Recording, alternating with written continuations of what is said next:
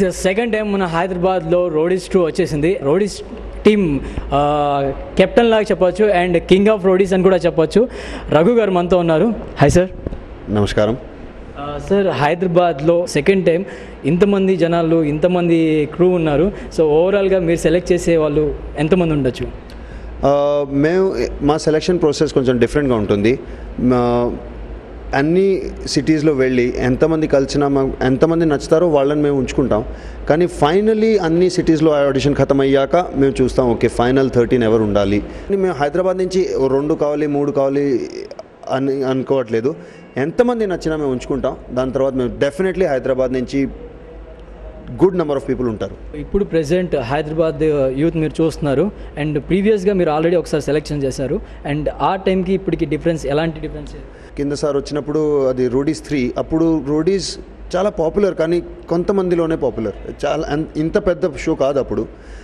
ఇప్పుడు చాలా డిఫరెంట్ అయిపోయింది. అందుకని నాకు చాలా ఇంకా ఎక్కువ మంది కనిపిస్తున్నారు. చాలా ప్యాషనేట్గా వాళ్ళు అరుస్తున్నారు. ఈ జనరేషన్ ఇంకా చాలా అవేర్గా ఉంది, చాలా ప్యాషనేట్గా ఉంది. వాళ్ళ వ్యూస్ చాలా క్లియర్గా ఉన్నాయి.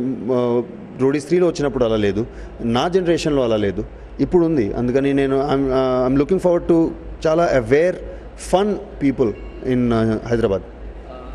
అండ్ ఇప్పుడు మీరు యాజ్ ఏ హైదరాబాదీ, మన హైదరాబాద్ వాళ్ళు ఇప్పుడు రోడీస్లో పార్టిసిపేట్ చేస్తున్నారు. వాళ్ళకి ఎలాంటి సపోర్ట్ మీ త్రూ రాబోతుంది? నేను అస్సలు సపోర్ట్ చేయను ఎవరిని. వాళ్ళు నా ముందు వస్తే నేను పట్టుకుని తినేస్తాను వాళ్ళంతే.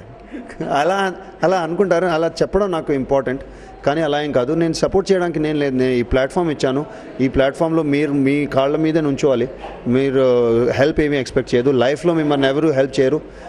మీరే మిమ్మల్ని చూసుకోవాలి. అది ఇక్కడ చేయగలిగితే గుడ్, లేకపోతే నో.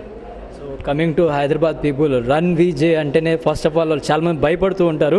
ఎందుకంటే మీరు చేసే ఆడిషన్ కానీ మీరు మీరు ఎలా అయితే మాట్లాడతారో అవేం చూసే భయపడతారు. అండ్ పర్సనల్ లైఫ్లో మీరు ఎలా ఉంటారో వాళ్ళకి ఒకసారి చెప్తారా?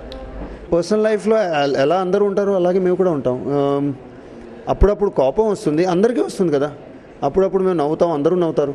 చాలామంది ఆలోచిస్తారు మేము ఎలా ఉంటాం లైఫ్లో, కానీ నార్మల్గానే ఉంటాం మేము. ఇప్పుడున్న ఇండియా మొత్తంలో మీరు మీ బ్రదర్ చాలా యూనిక్ అని చెప్పొచ్చు అండ్ బిగ్ స్టార్స్ అని చెప్పొచ్చు. మిమ్మల్ని మేము తీస్మార్క్ అని మూవీ చూసాం, ఇంకా చాలా మూవీస్లో చేస్తున్నారు. అండ్ ఫ్యూచర్లో ఎలాంటి మూవీ మీ ఇద్దరు కలిసి ఒక హీరో లాగా యాక్ట్ చేయాలనుకుంటున్నారా? ఆ ఫిల్మ్ తెలుగు ఉండాలి.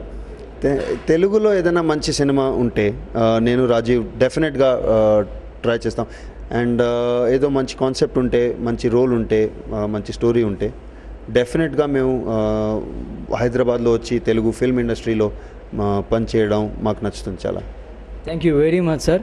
సో ఫ్రెండ్స్, చూశారు కదా, మన తెలుగు ఇండస్ట్రీలో ఏదైనా మంచి ఛాన్స్ వస్తే ఒక బిగ్ సెలబ్రిటీ అవ్వాలి అని మన రఘు గారు చెప్పారు. విత్ వీడియో జర్నలిస్ట్ రఘుతో సనీ, ABN.